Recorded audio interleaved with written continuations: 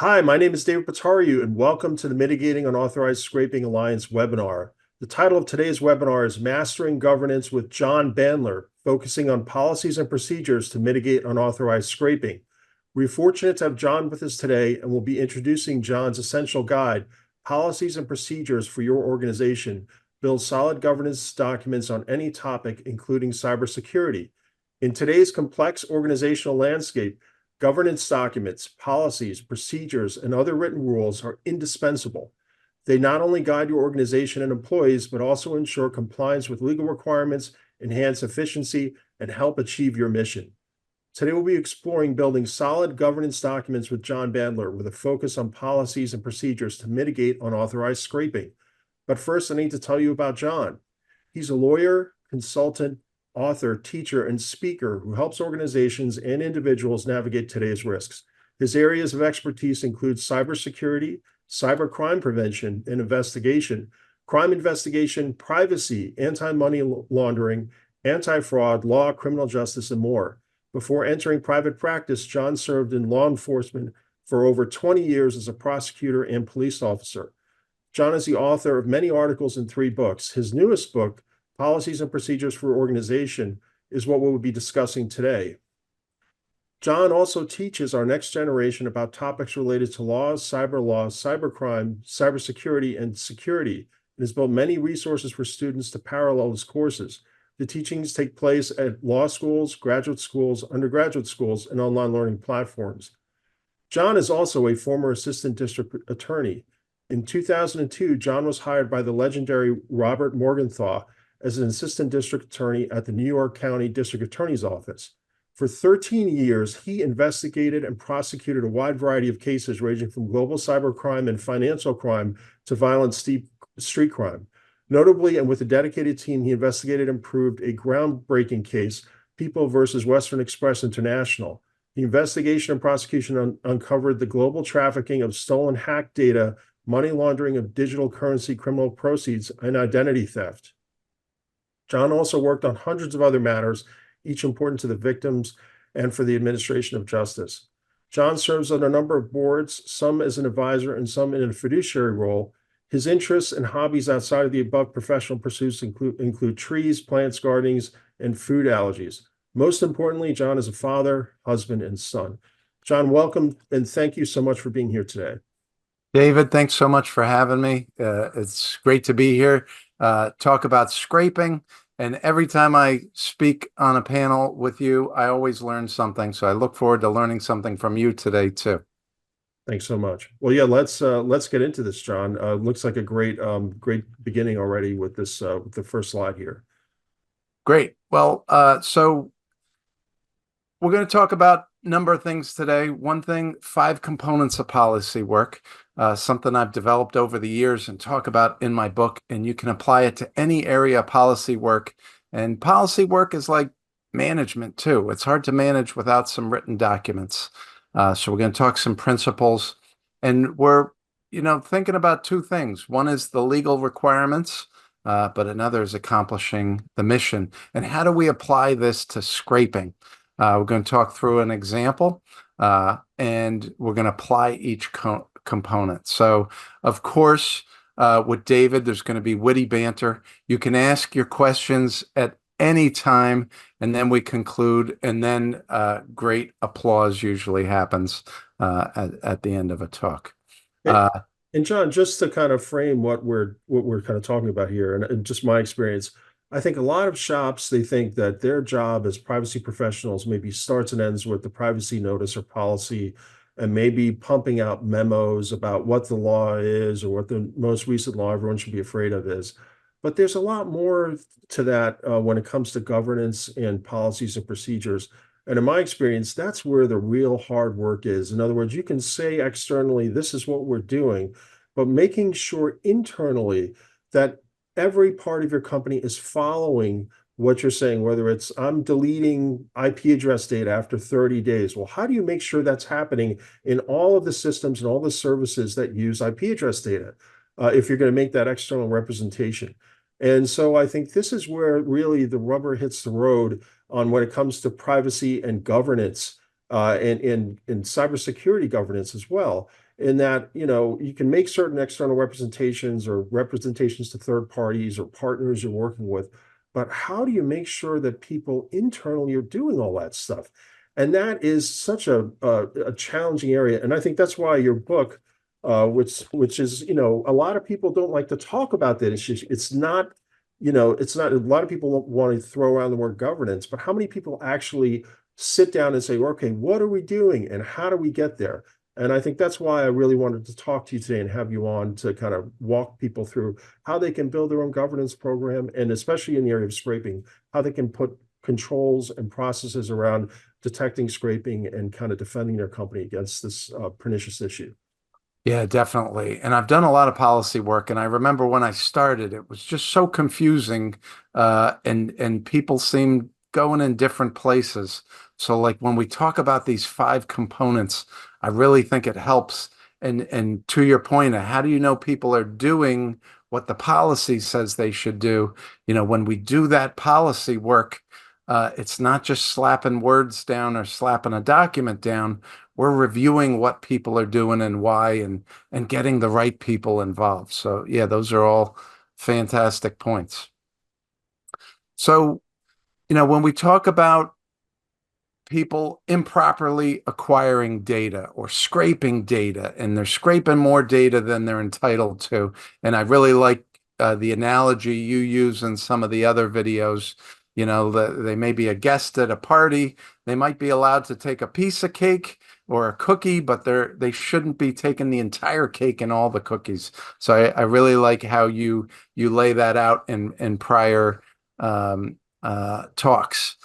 So we're thinking, what should that internal policy be? How do we direct the proper action, or call that practices? How are we complying with the laws? And of course, the tough question, what are the laws that apply? And how can we achieve our mission, protect our rights and intellectual property? And, lawyers can tend to be compliance focused, law focused. Compliance departments can tend to be compliance focused, but we always have to put and recognize to others that we are considering mission first, because no organization exists just to comply. They exist to do their mission. So, David, you thought it would help to have a real world example for this. So I came up with one. So imagine the organization, these two people are having a conversation. One says, we're being scraped and they're ripping off our content and our prices, or whatever important information is there. And they're not taking a piece of that cake, like David mentioned in his analogy. They're trying to take the whole cake, and they're trying to use it for their own advantage to our disadvantage. So the next person says, lock that site down. Let's throttle those people, increase the device fingerprinting. Let's track everyone. Let's hire this vendor, and let's do XYZ, whatever those things are. Person's like, okay, we did it. Then, starts coming, maybe all those things are not making everyone happy. Some customers are complaining. Marketing saying our search results now are bad. Maybe we're blocking things we shouldn't be blocking. And then someone's like, wait, did we consult with legal? Did we check what our privacy policy says on all this? Hey, roll back that one thing, because maybe that wasn't good. And let's talk about whether we should have done why. And now someone talked to legal. Legal's asking, hey, should we be collecting all that data? Is that in our privacy policy? Do we need to update these other documents? And hey, let's talk about this intellectual property issue. And then they're like, wait a sec, remind me where we are. Did we write this down? We got a lot happening. We're going back and forth, and I forget why we made that decision or what we're supposed to be doing. And then the person says, whoa, this is complicated. And I remember that webinar with David and that other guy. And that other guy wrote that book on policies and procedures. It had that red cover. Let's get the stakeholders together and come up with a policy. Now, this really happened. No, it didn't happen. That's why I'm dropping this asterisk. It could happen like this, right? It could happen. So let's talk management, governance, policy, and we'll talk about these five components. And we start with three platforms. So when I first came up with an idea, or how do we do this? What's the difference between these things people are talking about? I came up with three platforms, and this is compliance oriented. Now, you've heard of the rules pyramid. I'm not a fan of the rules pyramid, where you got policies on top, procedures at the bottom, or maybe sometimes they switch it. I like the platform, and I'm going to show you why I like the platform and then show you even more in a little bit. But imagine if all the rules in your organization are this platform here, and the organization makes that rules. Who makes it? The CEO, board of directors, consulting lawyers, people writing, stakeholders, management. This is the internal rules platform. And think about what makes up the structure of this platform. Some is policies. You write down a policy, one of these general rules. Hopefully you don't have to change them too much because they're general, they're broad. You might create standards that have a little more detail. You might create procedures that are step-by-step instructions. And then let's not forget the important unsaid. Well, some of the things are said, some are unsaid, but culture and verbal instructions. So a lot of these metaphors for internal rules kind of overlook verbal instructions and culture and tone. And that's important because we know that culture and tone, the verbal instruction, this is how we do it, that's all important.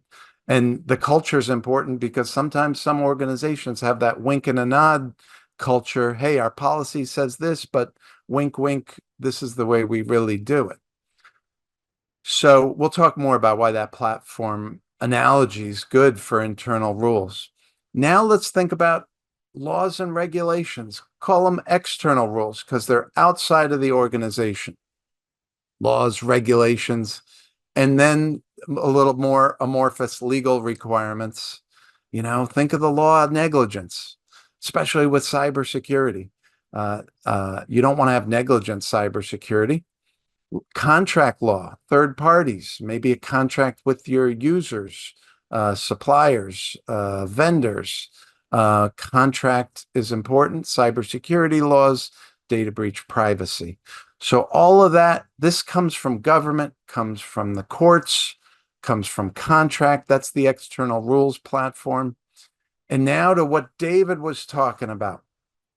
What are people actually doing?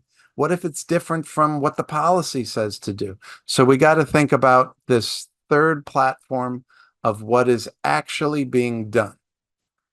So a compliant organization aligns these platforms. And remember, organizations are building this platform, and they have to assess and accurately figure out what that external rules platform is. So organizations build those too.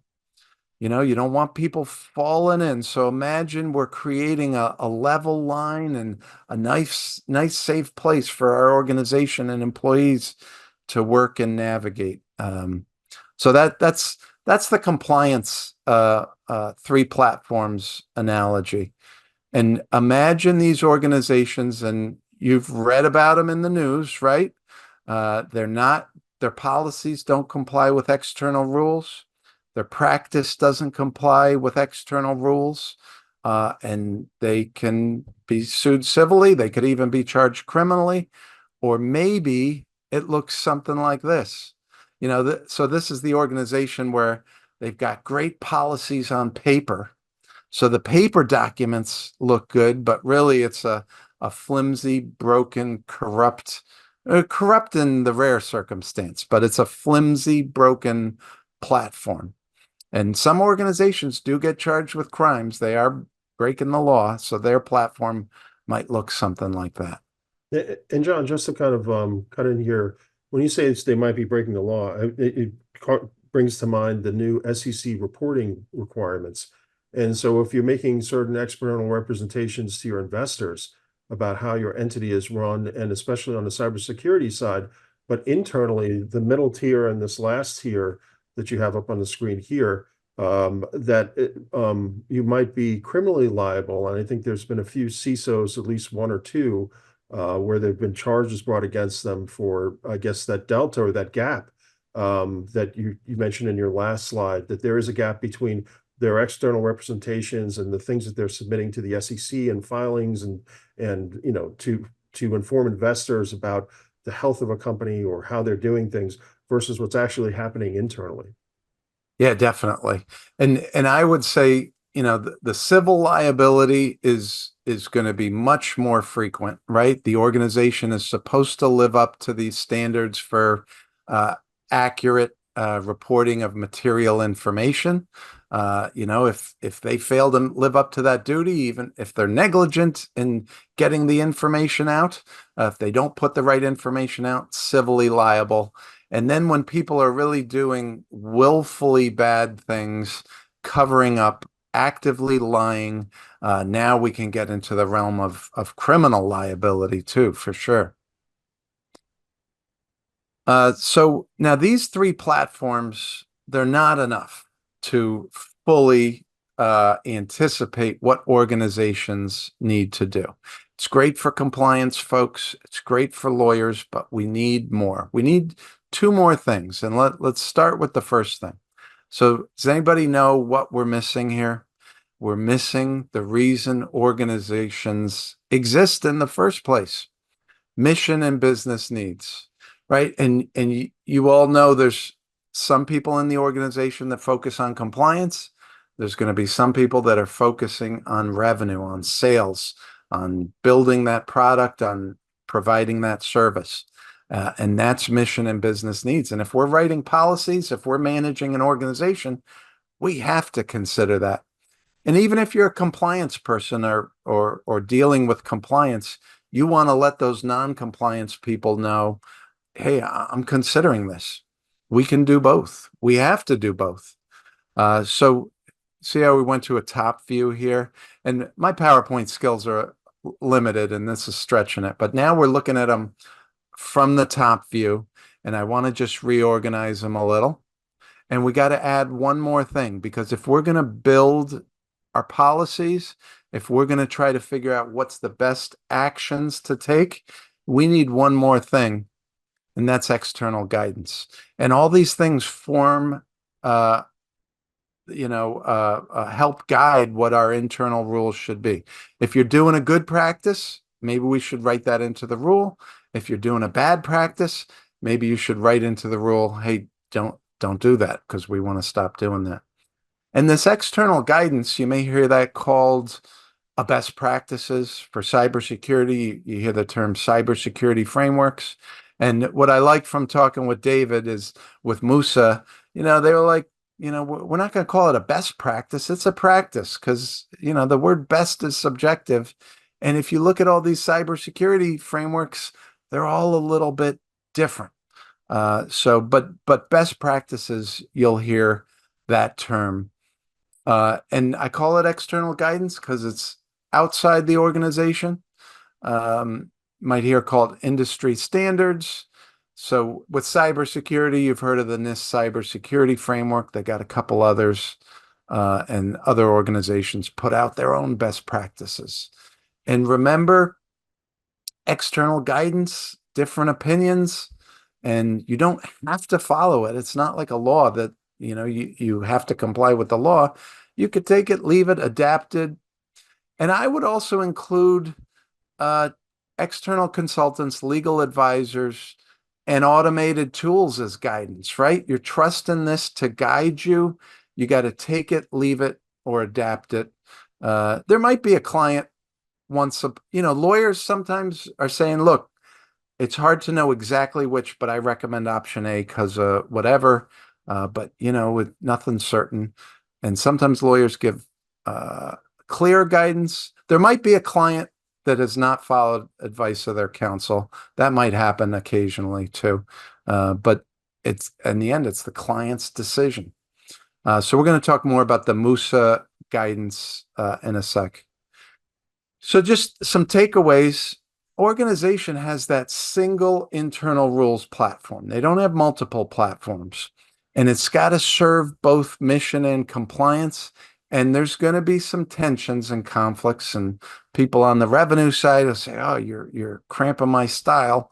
People on the client compliance side may say, "You're putting this new system out without checking with us." So there might be some competing visions, but we want to try to, let people know, listen, this is one organization, one team. We got one set of documents and one practice, so we can think of two lines. So, instead of thinking of them all in a row, what if we kind of make a T shape out of them? And then remember, the organization has one practice platform and one internal rules platform, but some people are and actions are more focused on compliance, some more on mission. So we can depict that with these two compliance lines. And just remember, they're all going through these same two platforms. And we can see this from a top view also, just a little easier to see this way. So we still got to build this platform and supervise and build that platform. So yeah, we got to follow the rules, and we can follow or adapt the guidance, and we got unwritten rules and written rules, and we do want them to align. And I see, people think of it different ways, but I think of the policies as general. You don't have to change them as frequently. The procedures are going to be more detailed. They might be specific to that tool or those circumstances. You might have to change them more. But no matter what you're writing, they should be clear and understandable.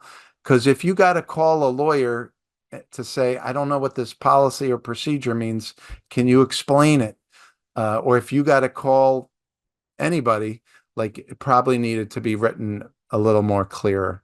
And you build that internal rules platform. So I got an analogy for that too. And here's how you're going to see it so much better than the pyramid. Do you ever have thoughts on the pyramid?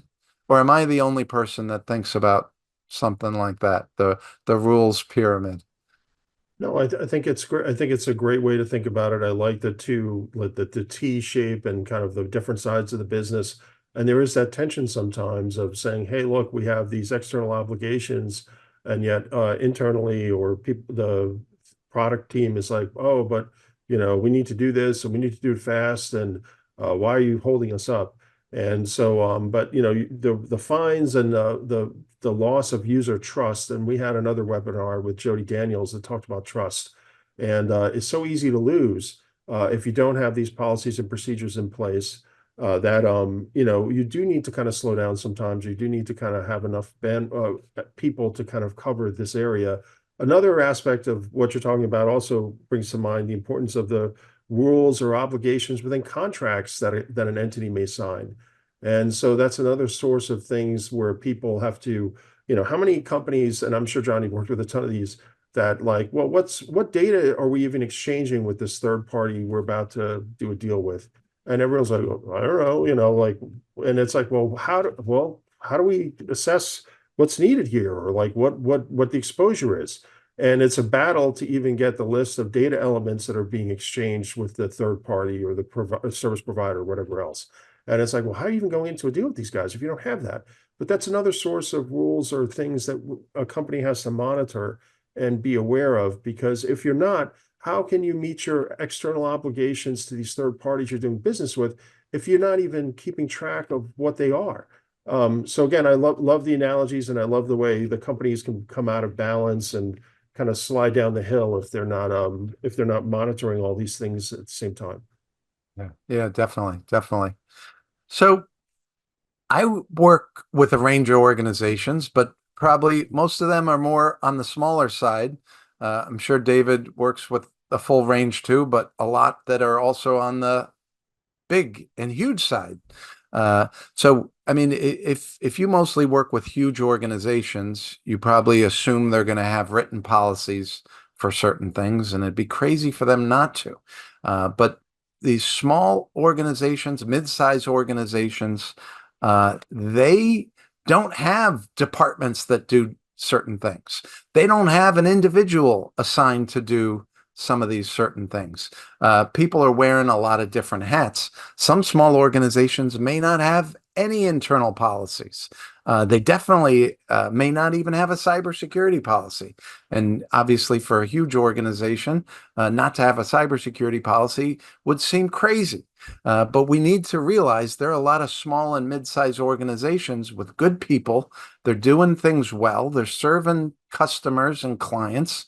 They're doing things ethically. They're complying with the law. They just don't have this level of documentation because they don't have people dedicated to doing that. And it may not be efficient for them to create all that documentation. So the rules pyramid, talking about policies, standards, procedures, if you apply that to a small organization, well, their pyramid doesn't exist. But with this internal rules platform, you can create the faces of that platform with this unwritten stuff. Now, I'm a skeptic like everyone else, where sometimes organizations, things go wrong and they say, oh, well, we don't have a policy, we have an unwritten rule. And maybe they do, maybe they don't. But let's also recognize some organizations are doing things well and properly and honestly and ethically and truthfully. And they're doing it with good culture, good tone, and good verbal instructions. So we want an analogy that allows them to build a platform and be in compliance with external laws. We don't want a rule that per se makes them out of compliance. So we build the faces with this unwritten stuff. And in an honest organization trying to do the right thing, these faces might be very strong, of structural steel. And they might really support it up until that time they become that size where they really need to write some stuff down. Now, there's also a lot of organizations doing things poorly. They've never thought about cybersecurity. They've never thought about privacy. And when something goes wrong, they try to reverse engineer to pretend they did. Well, their faces are not structural steel. They might be cardboard or paper or something flimsy. So organizations that want to start building their first policy, and sometimes I work with organizations and the cybersecurity policy is their first policy. So what's the policy look like? Or organizations with a fully developed governance program with lots of policies. That looks like this. These policies are big pillars supporting that platform, giving it strength. Now, you could have an organization with great policies in paper, but the culture and tone is lacking. Or you could have a company with great culture, tone, verbal instructions, plus solid policies that give good shape and support to this platform. And then you want to start adding standards, a little more detail, smaller pillars, fit them in between the policy pillars, right? So that the policies can be general, the standards a little more detail, and you know what's coming next. Procedures, a narrow pillar dealing with a narrow subject, doing this task, these steps. And you can see we can also reinforce pillars, replace them, new update, all that's possible. So that I'm partial to this analogy, but I like it. It works. Well, John, just to kind of make it a little more real for people. So say my original example where we said externally, we delete your IP address. You visit our site, we delete it after 30 days. So internally, that will become a we delete user IP address after 30-day policy. But then for each little system that might store or use IP address, the procedure would then be, okay, for our identity stack, if we are storing IP address that we collected from a user, we have to delete it out of this system name after 30 days and have a check or something to make sure that that's done. That's the individual procedure. Is that kind of a good way to think about this, or? Yeah, I like that. So let's say you make a policy, kind of a general rule, part of a policy we're not keeping this stuff more than 30 days. Yeah. And that's the general rule. And then you go look into all your standards and procedures for different systems and how things are configured. And you may need to change some of those procedures and standards to comply with that policy. And then remember to this side, we have the practice platform. And if your practice is not complying with that 30-day rule, then imagine that platform is not aligned or got a crack in it or a hole in it. But yeah, you come up with that general rule, hey, 30 days, then you got to start looking at your other documents to make sure everything's in alignment. Does that make sense? Yeah, that's very helpful. Thanks so much for the audience. Appreciate it. So we're creating governance documents, and I always thought that was a weird name, governance documents, but governance is really just management, and you need some documents and policies, procedures, and more. There's a dozen types. Create them as you need them, update, improve as needed. And when you're updating and improving or creating, like that's an opportunity. It's not just putting something to paper, it's talking to people and figuring out, hey, what should we be doing and why? And it's decision making too. And it can be hard. So comply with external rules, point to helpful guidance, readable. If they're not readable, what's the point? Practical, well organized. And organization helps because if you start getting duplication or overlap or contradiction, sometimes organizing it into parts helps. Establish internal governance. Hey, you know who's in charge of each thing. Keep them updated, and people got to know about them, and they got to follow them. And there we go. I got to throw the cover image of my book. David, thank you for showing it too, and buying it. But the thing, a lot of this work is kind of, again, it's the flashy work is, hey, look, here's the new law, and kind of running around and telling people about a new law and showing, what an amazing lawyer you are that you know about these new laws. But the hard work is all of this that's on the page here, where, okay, how do you test? And so you have a set of policies of things that are you should be doing or you claim you're doing, and then testing them to make sure that the different parts of the organization are actually doing it, and then keeping that evidence, those artifacts, to show that, okay, over a period of time, my company has been compliant with this rule, this law, this contractual obligation, and being able to produce that in an audit, or if a third party or in a litigation or an SEC action or something else to say, hey, no, regulator, we're actually doing what we need to do. Here's our evidence. For the past 3 years, we had this policy. We checked it every 6 months. We have the evidence that we were deleting IP address after 30 days, or we're making sure that third parties were only allowed to download certain amounts of data to defeat scraping efforts. And so, I mean, that's kind of the really tough part that, you see teams are under-resourced, or sometimes you have people on a privacy legal team that are like, oh, I just do the law. That's GRC, the governance, risk, and compliance issue. And the way I've always viewed it is it's more of a team effort. As a lawyer, you need to be working closely with your governance, risk, and compliance team, because they're not going to be able to draft these policies on their own. They're not going to know, well, what is or is out of scope, or what kind of is, would cause somebody to say, hey, they're not really following the policy. That's where legal and governance, the GRC team or your cybersecurity team, need to work closely together. I don't know if that's your experience, but that's kind of what I've seen out in the wild. Yeah, definitely. I think the more you get all of these different stakeholders involved, the better. IT and information security, like if you're going to put rules down, give people an opportunity to weigh in, and don't let them feel that, oh, this is just being dropped on me and I'm not being consulted. Now, sometimes they may say, I don't want to do this, but it's the law. You have to. It's nice for them to know that before the rule is dropped down on them.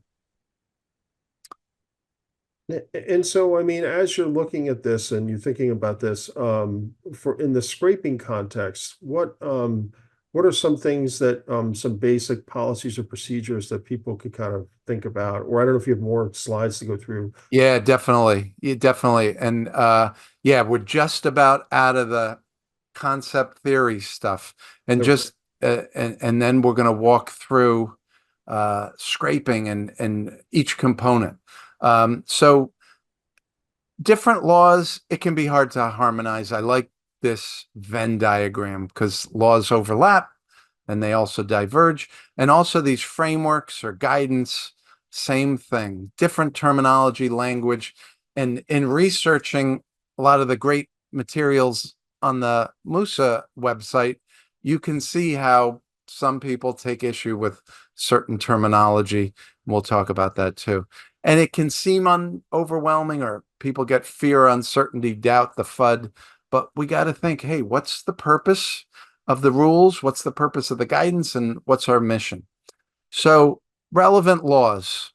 Now, I wish I had simple answers for this, but and David's much bigger expert on this than me, and I'm sure he's got lots of other webinars on it. But if we're going to look to policy work and laws, we're looking, hey, copyright, trademark, maybe other intellectual property, but I'm thinking not, but I'm not a intellectual property expert.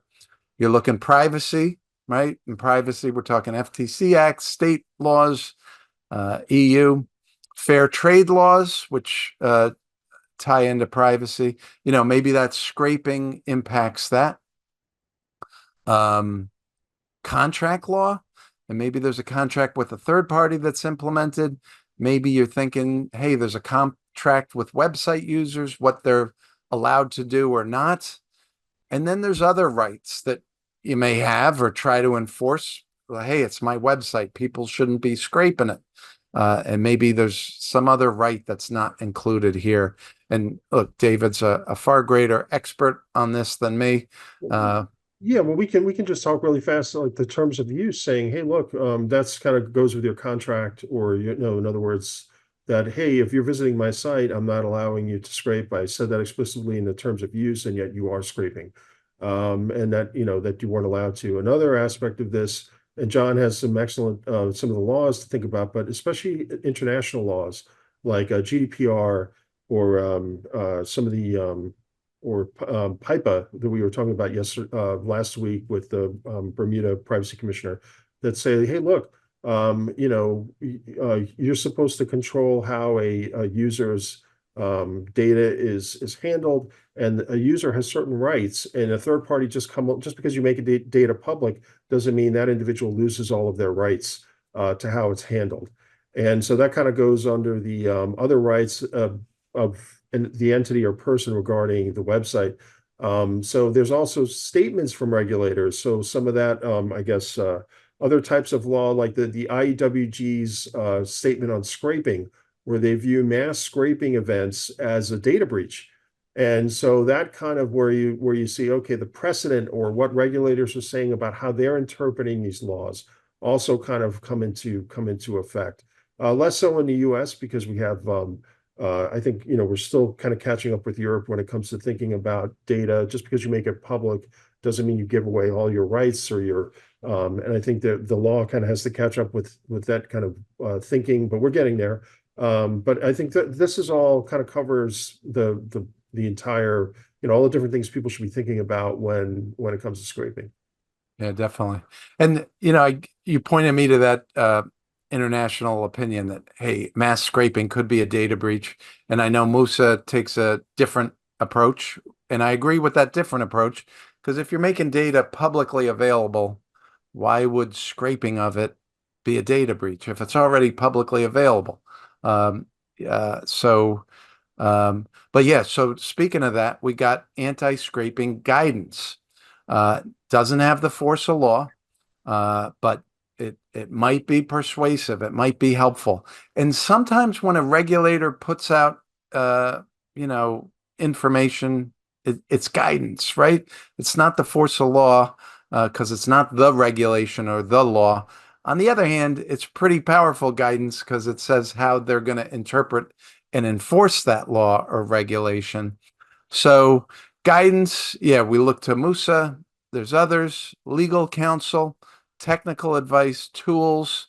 And by tools, we're thinking a web application firewall, maybe, because the tool is doing some things on its own. So we're hoping it does it well. I know we configure it, but we're also kind of hoping the tool does stuff on its own that's good. And there's good tools, bad tools. There's good tools that are poorly configured. So MUSA defines web scraping. Now, this doesn't have the force of law, but it's helpful. And I like how they do it. Unauthorized data scraping, as referred to in this document, is the automated collection of data at scale that violates a platform's terms of service. I like that. It's nice and clean. And what I also like, David, maybe you wrote this, I don't know. But what I also like is it points the reader to something that a lot of readers overlook, which is as referred to in this document. Because I see a lot of times people find a definition in one context and they think it's authoritative or applies everywhere. And words have different meaning to different people and in different contexts. So, from that same document, typically it's large scale, typically for personal or financial gain. And, to what David and I were talking about, it's distinct from hacking or a breach of security or vulnerability and cannot be equated with a data breach, which makes sense because if you're putting data on your public website, how could it be that when someone scrapes it, that now you're in this whole other legal area of a reportable data breach? It just wouldn't make sense to me. Yeah, we think of it as an abuse of the service, and I think that's a few different cybersecurity frameworks categorize it that way too. And it gets back to my wedding cake example or the wedding example, where guests are invited, they can have one piece of cake. But if somebody comes along and they're eating the whole thing and taking it home to share with their friends that aren't at the wedding, that's an abuse of the wedding or what the guests are there to do. And it's the same idea where if you have a user come in and just view one page, fine. But if they're coming in and they're pulling all that data down to then package and sell somewhere else, that's an abuse of the service. It's not like they're hacking into the site or getting into somewhere where there shouldn't be, or hacking into, or violating permissions or something like that. They look like a user until they start doing this nefarious activity. So yeah, you're dead on, and thanks for these quotes. They're very helpful. Yeah. And think about that wedding cake. Like if the guest goes and helps themselves to a second piece, that might be fine if everyone's had their first piece. But if people haven't had their second, maybe they get a dirty look. If you take a huge piece and take it home, probably not cool. I'm not sure it would be a larceny in criminal law, right? But imagine if someone uninvited to the wedding comes in and takes the whole cake. That would be a larceny. But it's interesting because we're going to talk about that unauthorized in a second. Because as I was digging into the MUSA materials, it's interesting. There's a lot of interesting legal issues. Had some other definitions in a white paper there. You automated, usually large amounts of data, usually extracted, might be put into, not HTML, but another format more easier. So this written guidance, very interesting. Took a dive into that. It's available on the MUSA website. Table of contents lays out the organization of it. Does not call itself a best practice. I think that's good. Very humble. Most best practices are not so humble.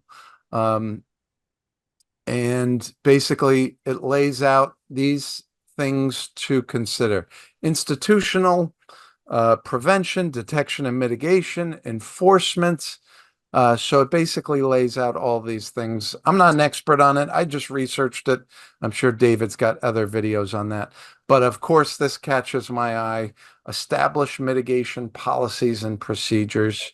And if we drill into that A sub 3, it basically talks about what to do. Update policies. Make sure your terms of service explicitly prohibit that. Share internally, right? Because if the organization is not sharing internally, obviously that's not good. Identify and establish procedures for reviewing. All of that makes good sense, right? Seems like sound guidance.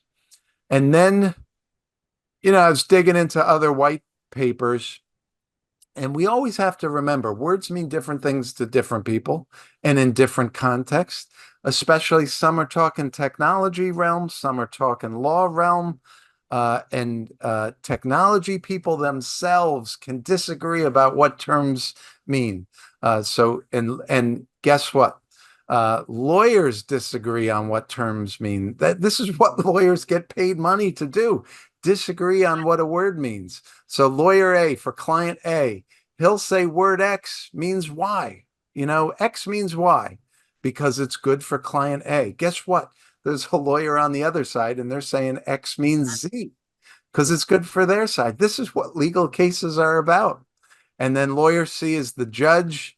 They're going to issue a decision. Maybe they side with A or B. And then there's going to be another judge that's probably disagreeing with that judge. So I took a dive into the word unauthorized. Unauthorized is a factual assertion, right? You're not authorized to have a second piece of wedding cake and definitely not to take half of it. And I know because it's my wedding. And also, look, you're not authorized to be in my house. You're not authorized to steal my iPhone or wallet, all of that. So in criminal law, it's a very common term and it's relevant in civil law too. Yeah, so most crimes are defined by, without permission or authority. So, my 20 years of law enforcement, you're getting victims to say, this person didn't have permission or authority to burglarize my home, steal my this, pick my pocket, take my iPhone, steal money from my bank account. So it's in the cybercrime statutes, and it does get a little tricky with the computer fraud and abuse statute. They've had lawyers arguing, judges deciding, hey, what is authorization? What is exceeds authorization? You looked at 5 prices. You were authorized to look at 5 prices on my website. You weren't authorized to look at 1,000 prices. There it gets tricky. But remember, context is important. And people are disagree. Like, it'd be nice if we could say, this is what the word means, and you have to take what I say because I'm a judge or I'm a lawyer. But language is fluid. So we want to consider mission. We want to consider and mission, business needs, business goals, objectives, and sort of approximately revenue. Because if we're not making revenue, we're not going to be in business. So we're thinking, how does it impact our mission? Who's doing it? What advantage do they get? And what are our options to address it? Options, what are the pros, cons, risks to each? What would it cost? And what practices would be helpful? What internal rules would be helpful? And guess what? We'll talk about practices. And practices, that's our action, what we do. What are we doing currently? And sometimes people say, oh, this is what we're doing, but it's not really what we're doing. So sometimes you got to investigate a little, talk to people to figure out what we're really doing. Some of that's going to be good. Some of that is not going to be good or bad, or say it nicely, hey, what can we improve? What should we be doing? And we got to prioritize because you can't do everything at once. You prioritize and pick those things to do first, and maybe you get to the others later. So I always like the small steps analogy. If we keep taking small steps, we can get somewhere eventually. We're thinking terms of service, data practices, monitoring, throttling, limiting, blocking, blacklisting, investigation. What do we investigate and how, and what further steps? Maybe some offending party gets a letter or legal action. And then we're talking rules. What should our rules be to help inform our practice, keep us in compliance, make sure we're managing people and things well?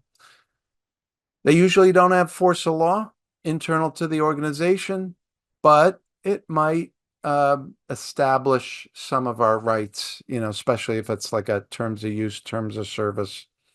And we're talking policies, procedures, and what measures we should take. If you put it in writing, it's easier to make sure it's getting done. So here's another scenario. We're being scraped. They're ripping us off. They're ripping off our content. We're due to update our policies and procedures that relate to this. So maybe you've got some in place and it's been a while. It's time to update them. Or it might be, we don't have anything written down. We need to create a policy. Let's work on that. Okay, good. Let's get a quick mini project going so we can get the right people involved. So we're not going around in circles, getting reversed. Who do we involve? And a project doesn't have to be like getting approval and budget and all that. It could just be, no cost. Let's get people involved. Let's just ask for a little of their time. And you think about who to involve so that, they're consulted and they could offer valuable feedback. Email. Okay, what are we going to consider? What factors? And this person's like, you can't go wrong with the 5 components of policy work from the policies and procedure book, the one with the red cover. So we're thinking mission, all those 5 components, guidance from MUSA, all sounds reasonable. Work up a draft, circulate it to the team, and people are usually happy to be consulted, even if they don't have the time to respond. I'll order a few more copies of the book because what is better for your policy team than each getting a copy of that book? The team will love it. I've heard that said all the time. No, I haven't, but it could happen. It could happen, right? Someone might say that. All right. So unauthorized scraping is complex. Obviously, that's why David, specializes in it, or one of his many specialties. Might need to create rules and practices to fight it. So you want to think about having a process for those rules, written policies and procedures if you're that right size or dealing with it, that number of people involved. You're thinking the 5 components. And I do thank you for listening. And a thank you, of course, to David and MUSA for having me, and Venable. And these references, I think I talked about a lot of them. Of course, my book. And, if there's any questions, comments, or discussion, great. I know we're almost at the end of time, and I know I talked a lot. I might not have given David enough time to talk as well. Well, John, thank you so much for an amazing presentation. And I think this is so helpful because you hear a lot of, oh, you need governance, you need policies, but how do you get there? And I think this is the stuff that privacy practitioners or, legal practitioners that have been around a while, we know, but there's not a lot of conversations, unless you have a good mentor internally to how to get there. And I think your book does a great job of helping people understand that, and especially that you're able to tailor it to scraping, and how a company that's dealing with this issue and, hey, they're getting our pricing data, our user data, how can they set up a small program? And I like your analogy of baby steps. I also, in your book, you talked about, and of course, I do a lot of home improvement, and you do as well. On page 185, you say the house is built. Now we have to live in it and maintain it. When does the boiler need to be serviced? When does the house need paint or caulk? When do we need to do a smaller major renovation? And this is in the section of your book where you're talking about using and maintaining your new policies.